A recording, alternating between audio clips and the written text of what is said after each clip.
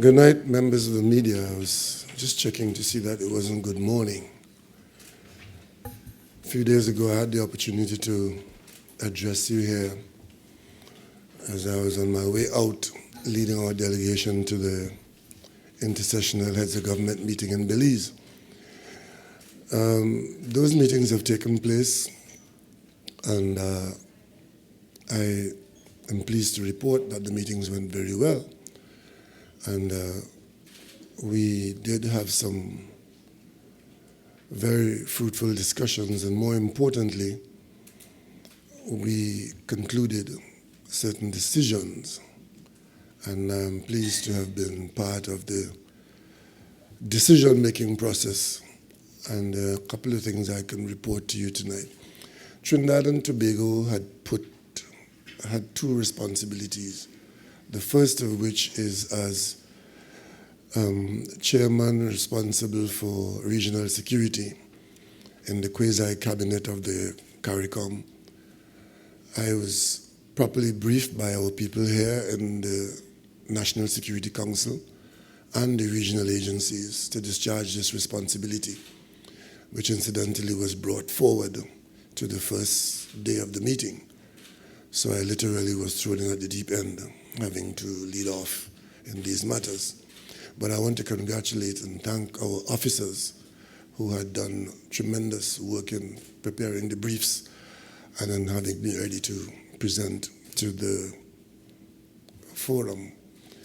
But we did put on the table the requirement for the Council of Ministers responsible for security and law enforcement, called the CONSLE.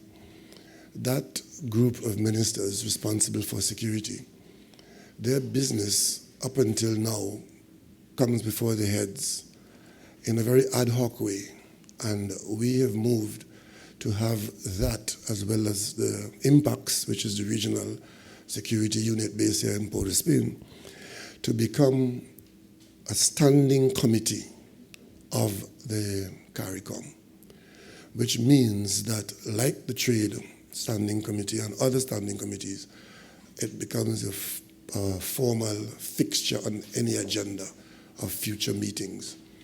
Because as you would have seen here in Trinidad and Tobago, where security has climbed up to become the #1 issue in the country, commensurate with its claim as the largest component of our national budget. That is not just a Trinidad and Tobago situation. The current concerns in the region and our position in the hemisphere and the world dictate that we put security on the front burner.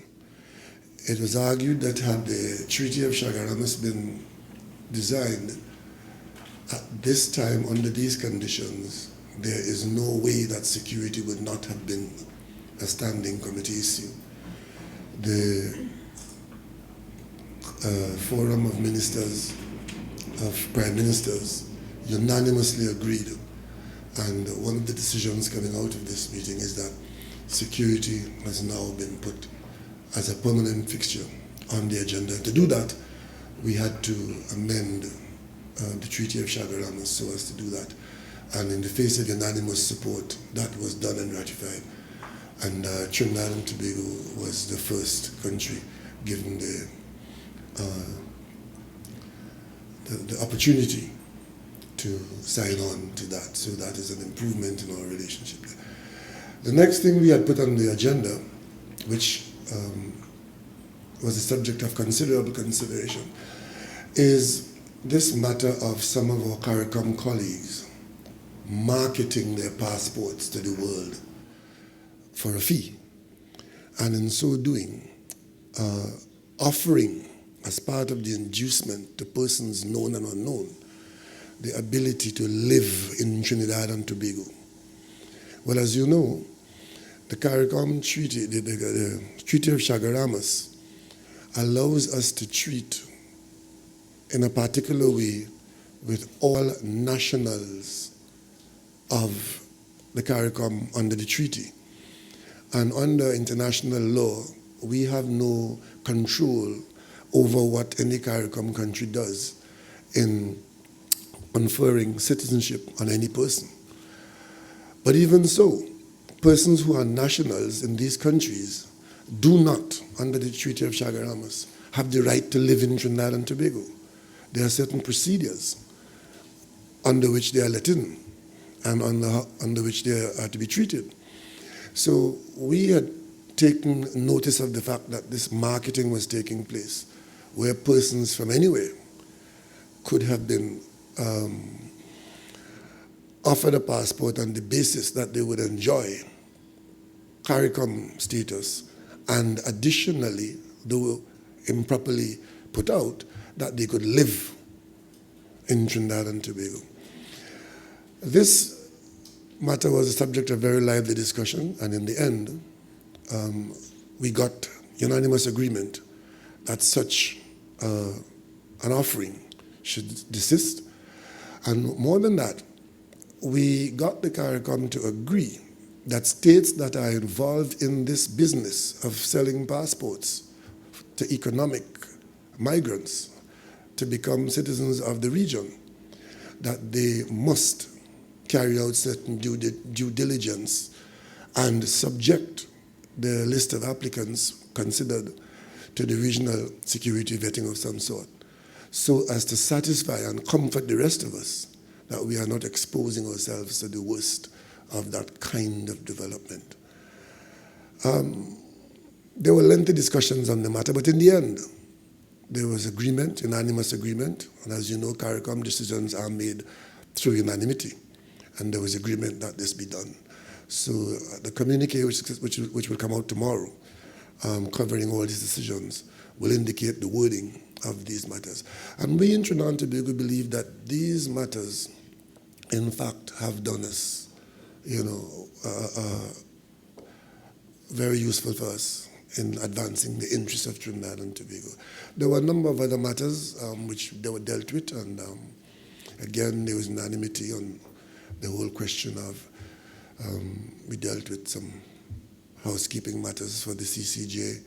We dealt with renewal of the contract of the Secretary General, whose contract was coming to an end, and the CARICOM agreed to rehire him to another 5-year term, but to put into the documentation that Secretary Generals are now to be limited to 2 terms, 2 5-year terms, because at an earlier time, there were situations where Secretary Generals had served for much more than that.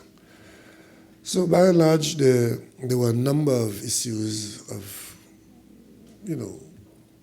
which were to be dealt with. One of the things that was raised was our inability to carry out certain legislative conclusions to certain decisions, particularly in the area of security. And there was an undertaking by all at the level of the heads that we will move post haste to carry out the completion of legislative matters which were agreed on before, but which had, for one reason or the other, not been taken to the stage of enacting the laws or the amendments so as to get the benefit of those. And of course, there were a couple of issues that deal with border problems within the region, the main one being the issue of Venezuela and Guyana. And decisions were taken by the CARICOM to speak forcefully in defense of Guyana and to open a CARICOM contact with Venezuela so as to persuade Venezuela and Guyana to have a judicial response to this. And of course, the issue of Belize and Guatemala, we were pleased to see that certain progress was being made there and a reduction of tension there. But the Guyana-Venezuela situation remains a matter of concern to CARICOM. And the CARICOM reiterated its full support for the sovereignty of Guyana in this matter. So we would see how those progress. And finally, there were some very interesting developments. As you would have gathered, when I came back from Malta last year in November, I arrived here at 1 o'clock in the morning, and I went to Grenada the following morning at 8 o'clock at the invitation and the urgings of Prime Minister Keith Mitchell, who had the chairmanship of the Cricket Committee of CARICOM. And he urged me to come to that meeting because the meeting was meant to deal with a report which had been produced by a combination of the West Indies Cricket Board and the Subcommittee on Cricket of the CARICOM, and had involved some very eminent persons, including the President of the Caribbean Court of Justice, Professor Barito of the Cayfield campus, and some very eminent persons, to focus on the whole question of the deterioration of West Indies cricket and the absence of proper and acceptable management by West Indies Cricket Board. Some recommendations came out of that exercise in the report, and I was invited to Grenada, where this report was the subject of discussion between the board and the subcommittee chaired by Prime Minister Mitchell. That meeting was attended by a number of other ministers from the region. And I had not commented on my visit to Grenada until now, but I reported, subsequent to the report coming to the heads on Thursday, I reported on my experience in Grenada. And this matter of the response of West Indies Cricket Board did not find favor with the heads, to the point where it had been decided that, as per a recommendation made by St. Vincent and the Grenadines way back in February last year, and subsequent to the meeting in Grenada in November last year, and the deliberations yesterday, CARICOM will now discontinue any further discussions on the matter with West Indies Cricket Board. And the decision of the heads is that we insist that the recommendations of the committee be implemented.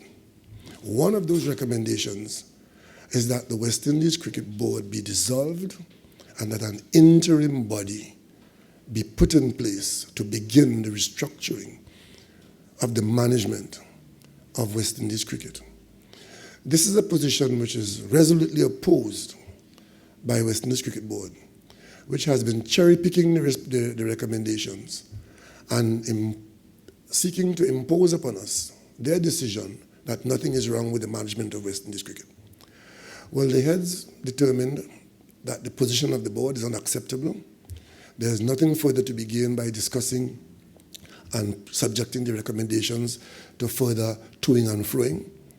And more importantly, against the background that West Indies Cricket Board has taken the position that they are in fact a body corporate outside of the reach of any interest of the heads of government of the region, the heads of government determined on Thursday that we will go over the head of West Indies Cricket Board and we would inform the ICC and the BCCI of the position of the heads of government and let them be put on notice of the position of the heads of government of the region.